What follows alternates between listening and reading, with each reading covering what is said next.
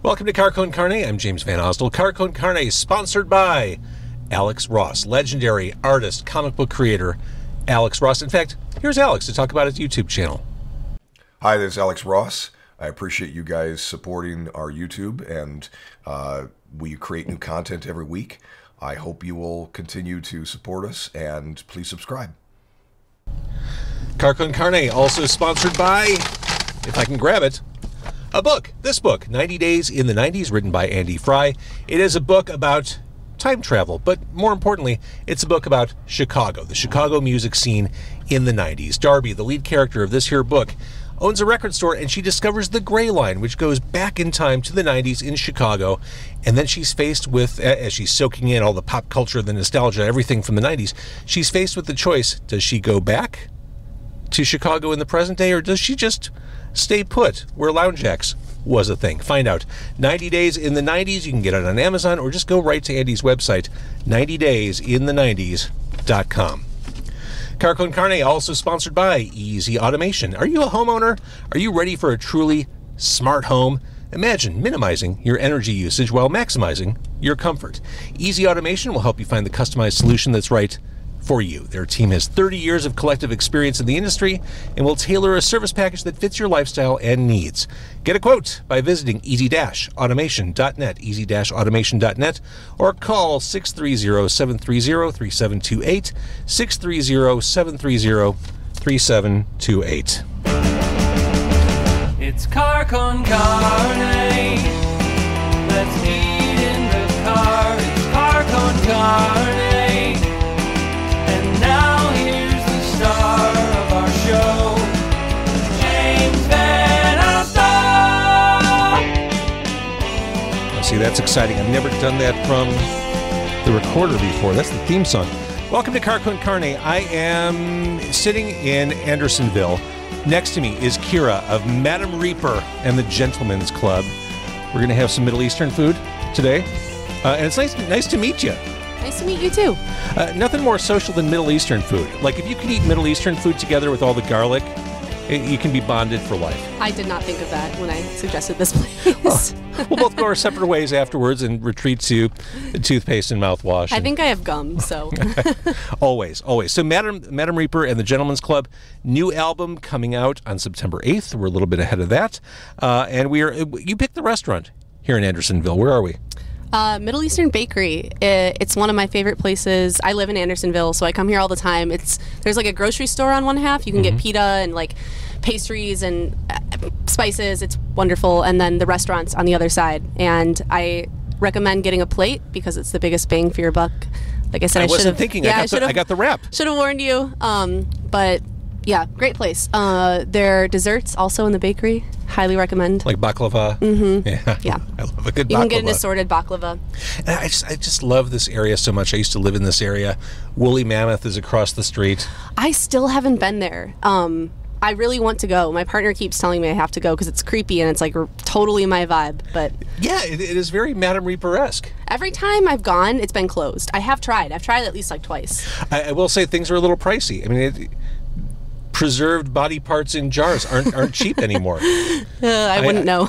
I blame supply chain issues post-COVID. So let's break out some food and we'll talk about the music. We'll talk about Madame Reaper and the Gentleman's Club. This is very heavy. I think it's probably all your plate. You want to? We'll see. This is very heavy. Let's see what's in the bag. What's in the bag? All right. We got hummus. Yes.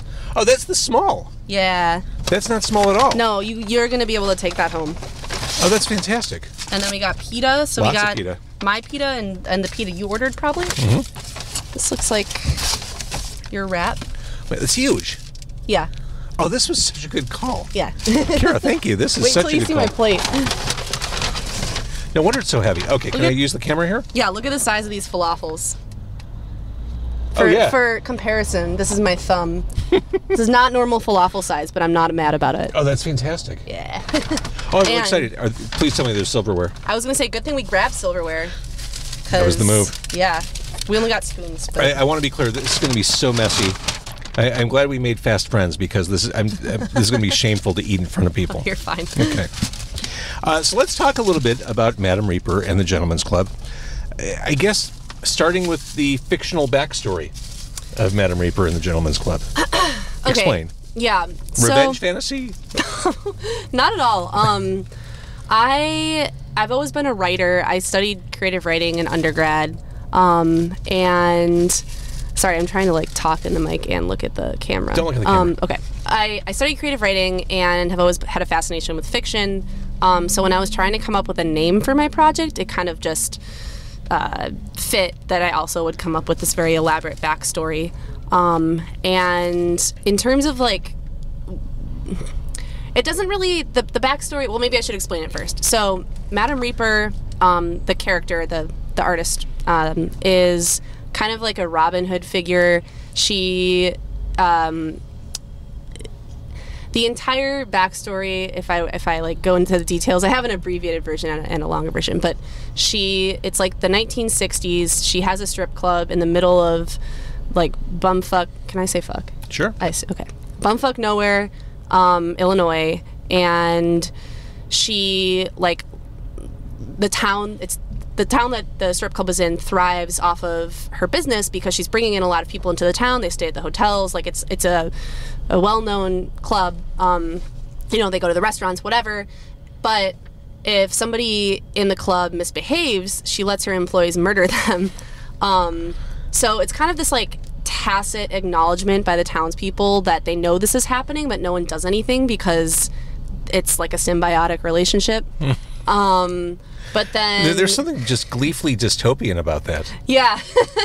But then I want to write a novel or a short story about this someday, but the end would be that the cops come in and they figure out what's happening and they shut it down, and then the town therefore becomes like totally dilapidated, and she escapes and no one really knows what happens to her. So I have my ideas about like what it all means, but I kind of don't like spelling it out too much for people because I like people to interpret it how they want to. So that's the backstory. But did we have this interview too early? Should I have waited for Halloween season? It is very Halloween, yeah. But the way that I envision the live act is like you're coming into the club and this is what you're seeing on stage is like her performing. This is what she does, and then she is me. I love that. Yeah. Okay, should we start eating? Yes. Do you feel confident? I feel confident. I've practiced eating this meal many times. This is a gigantic wrap. I mean, truly. Oh, it smells delicious. Look at that chicken shawarma. This is legit. That is a gigantic falafel. Yeah. Like, you're bringing home leftovers, right? Oh, this will feed me for at least 2 meals, usually 3. Yeah, it's a substantive amount of food. Yeah. On the 8th, as mentioned, the album comes out, Madame Reaper's Gentleman's Club. So much to love about what you've created here, whether it's the synths or the harmonies. I want to start with Goblina, Okay. Which is a very synth-forward track. To me, this is like ABBA from a parallel universe, like a darker version of ABBA. That's funny. So my bandmates have compared Gimme, actually another song, to ABBA. I've never gotten Goblina compared to ABBA, but I definitely have been very inspired by like the super tight vocal harmonies that ABBA uses and the like vamping that they do.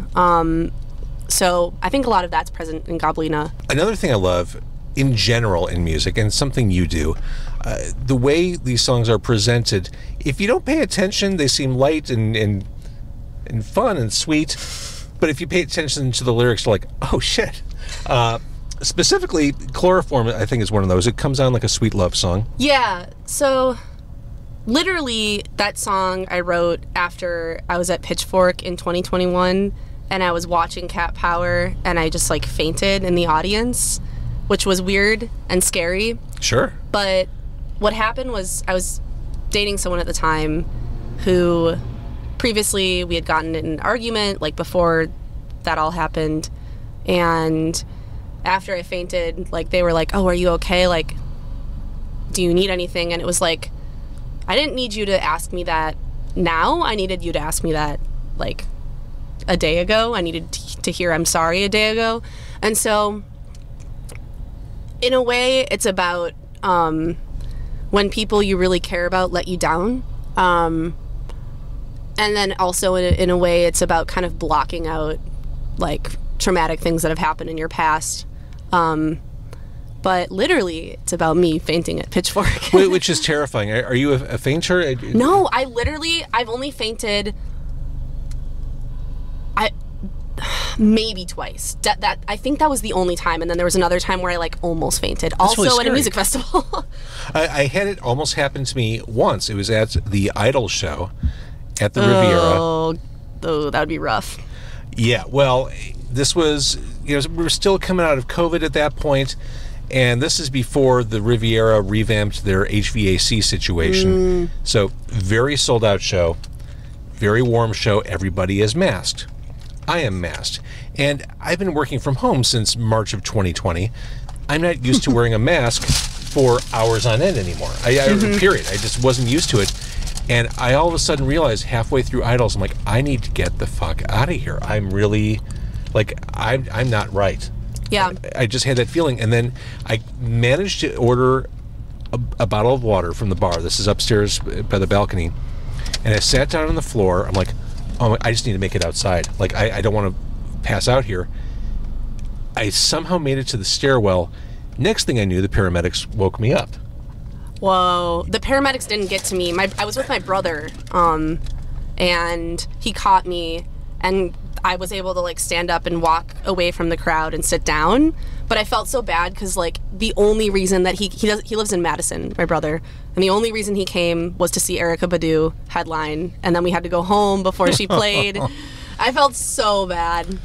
But that's what you do. Yeah.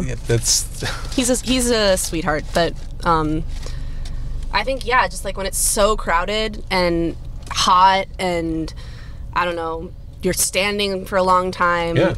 It's especially if you're not used to any of that stuff. Mm-hmm. Coming out of COVID, like, I wasn't used to crowds the way I was. Yeah. I think I'm still not used to crowds. Yeah, I was going to say, you would think that I would love being in that environment, being a musician, but actually I kind of hate it. Like, I don't like going to crowded shows. I really don't like it. Because other people are there. Yeah, I get it. So, being a musician, I guess the elevator pitch for Madame Reaper and the Gentleman's Club is vampire synth pop, which really that's all you need to know. But you are classically trained. Yeah. When did you start learning? I started officially taking voice lessons when I was 9. And was that a you decision or was that a parent decision? It was totally a me decision. I always loved singing. And I was like begging my parents to let me take voice lessons. I always did like little theater camps and stuff when I was younger. But then when I was 9, there was just like a little school in our town that I went to. And then when I got to high school, I actually, when I was younger, my teacher was a classical teacher. So I was still doing a lot of like, fairly easy Baroque and classical stuff. But then when I got to high school, I studied with a teacher who mostly I did like classical and some musical theater and like some operettas. So I am classically trained in voice, but I feel like because I'm a singer and I've been very stubborn, I don't know like any music theory. And I'm not like, when you hear classically trained, you're like, oh, this person like must, know music like front and back. And I'm not like that. I know how to sing classical music. That's about it. That's cool. Yeah. And I hear all kinds of stuff happening in this album. And obviously that contributes to it, whether consciously or not. Yeah, totally. If you listen to a song like Mama, one of my friends called it was like Baroque core or something. So I don't remember exactly what it was, but if you listen to it, you can definitely hear the classical Well, there's influence. a great piano. The piano sounds great on that one. Yeah. And if Baroque chord doesn't exist already, I'm surprised, but it should. It should. Yeah. It's like people that like that music and are doing it now. So yeah, there's a lot of classical influence for sure, which is interesting because I don't listen to a lot of classical music. It's just like, I think it's hardwired into my brain somewhere, just from studying it so much when I was younger. But I actually have gone back and started listening to more classical music since I've been writing this, or since I started writing this record, because I felt it was helpful. I felt like I had a need for it. And then I started getting obsessed with like how the bass is like the rhythm in classical, and I don't know. I realize as I age, I have absolute blind spots when it comes to music. There's stuff I just know, up one side and down the next. I have a total blind spot for classical. I mean, I have a big blind spot for classical. I am familiar with it in the sense of like what I learned, the songs that I sang when I was younger, but I don't know anything about like orchestral music, because I was never in an I was never an orchestra player. Yeah, the closest I get is a Flaming Lips concert. That's funny. I've been to a Flaming Lips concert actually, but where was I going with that? I totally lost my train of thought. Madam Reaper and the Gentleman's Club. The band sounds great on this. I mentioned the piano in that one track, and that on Chloroform, that twangy, clean guitar sound. I just adore that. So that's funny. I play guitar at a very beginner level. So when I write music, when I make my demos, there's no guitar in it. And I'll tell a little story with this, but because then you can start eating your Yeah. But my guitar player is also my partner, Kev. Heard Chloroform before there was any guitar in it, and he was like, "Oh my God, this sounds like the Twin Peaks song." And I was like, "I don't like. What does that mean?" I'd never seen Twin Peaks. Like, I was like, "You mean the band Twin Peaks? Like what?" And then he showed me the theme song. Do you know what I'm talking about? And I was like, oh shit, yeah, it's like almost the same chord progression. It's the same like ethereal vibe. And he was like, I really want to lean into this with the guitar part. So he did that like very twangy, like there's like a lot of chorus on it. Dun, dun, dun, wow. And I remember once there was someone at one of our shows it was at Kohl's, and the back room is the venue, and then the front is the bar, and she heard it in the venue, and she was in the bar, and she like heard it, and she was like, this sounds like Twin Peaks, and came in and like had to listen, and then stayed for the rest of the set, which was cool. But the story I was going to tell is that because I don't write guitar parts into my demos, I like was looking for a band, like a year and a half ago, and I, through a mutual friend, like reached out to Kev, and I was like, hey, looking for a guitar player, like here's my demos, would love to like chat with you about this. And he first listened to it and didn't like it. Partially because he was like, I can't figure out where I would fit into this. There's literally no guitar, like it's entirely synth pop. But then the songs like kept getting stuck in his head. So finally, after 2 weeks, he like texted me back and was like, hey, like let's meet up. And now we're dating, and he's in the band. I love that. Yeah. That's a good story. Cute little story. That is a cute story. All right. So the album, again, comes out on the 8th of September. And then what does the rest of your year look like? Are there shows I should have taken note of? Yes. So we have our release show on September 15th at Golden Dagger. So definitely anyone who's like into the music should come to that. The live set is similar, but there are also a lot of differences just because the arrangements are very complex and you simply can't recreate it with 5 people in a small room. It's like just too much happening. So even if you listen to the record, you'll get something new at the live set. I like to dance around and be super melodramatic and like be on the floor and stuff.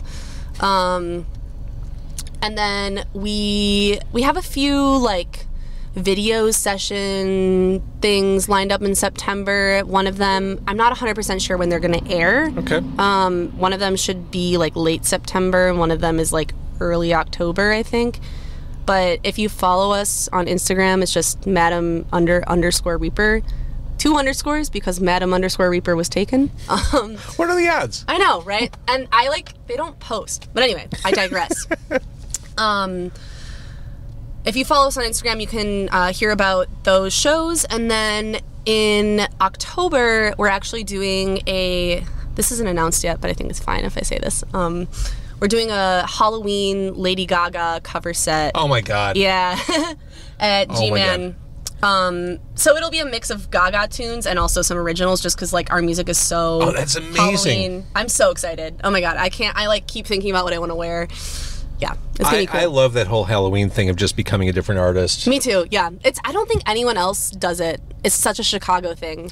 Yeah, right. It is very Chicago. Yeah. Oh, that's going to be amazing. You should come.